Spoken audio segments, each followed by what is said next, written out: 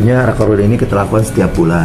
Ini kebetulan di bulan Desember, bulan terakhir di tahun 2021, kita mengevaluasi kinerja kita selama 1 tahun, baik penyerapan anggaran atau pendapatan daerah,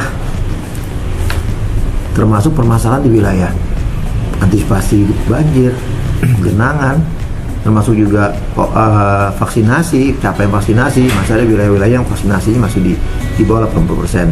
Kita harus lakukan, kita harus kerjakan bersama. Saya sudah sampaikan tadi di forum rapat agar segera dikoordinasikan, khususnya wilayah-wilayah yang kawasan rawan atau langganan banjir.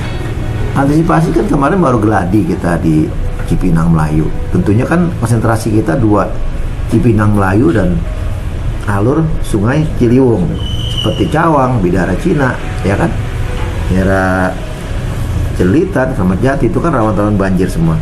Tentu kita upayakan semua posko-posko aktif, ada petugas piket, ada bagan, ada mapping lokasi-lokasi banjir.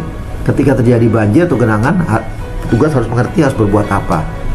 Baik jalur evakuasi, penampungan, karena di saat COVID seperti ini kan kita nggak bisa dicampur seperti itu. Ada yang bumil, ada yang lansia, ada yang anak-anak.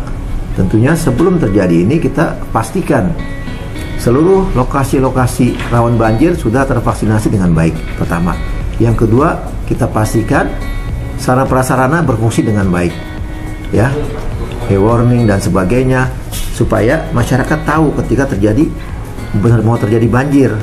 Terutama surat-surat penting mereka harus diselamatkan, sama nyawa. Karena minta Pak Gubernur satu, perhatikan nyawa seseorang, jangan sampai memakan korban.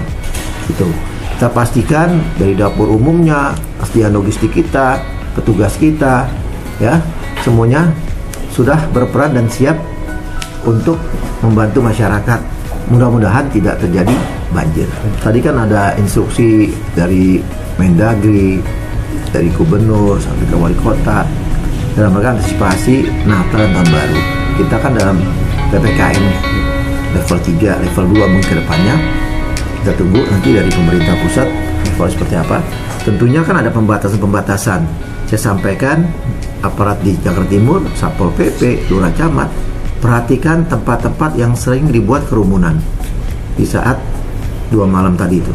Tentunya kita antisipasi keamanan di gereja-gereja misa Natal, baik malam hari ataupun siang hari atau pagi hari, tergantung gereja yang mengadakannya. Pastikan aman dan kondusif. Yang kedua, pastikan tidak ada kerumunan-kerumunan, ya. Ada tempat-tempat yang kita harus lakukan penutupan seperti BKT karena rawan terjadi kerumunan.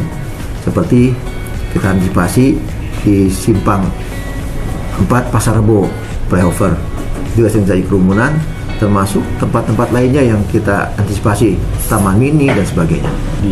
Tentunya sesuai arahan Pak Gubernur, hadirnya aparat memastikan tempat tersebut adalah memberi keamanan, kenyamanan, tidak ada pelanggaran-pelanggaran PPKM.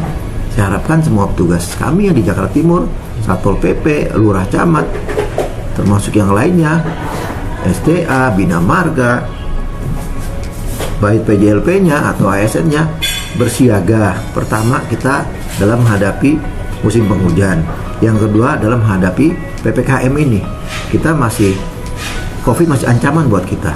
Kita belum aman karena kita lihat setiap hari fluktuasi masih ada 9, 10 yang terkonfirmasi.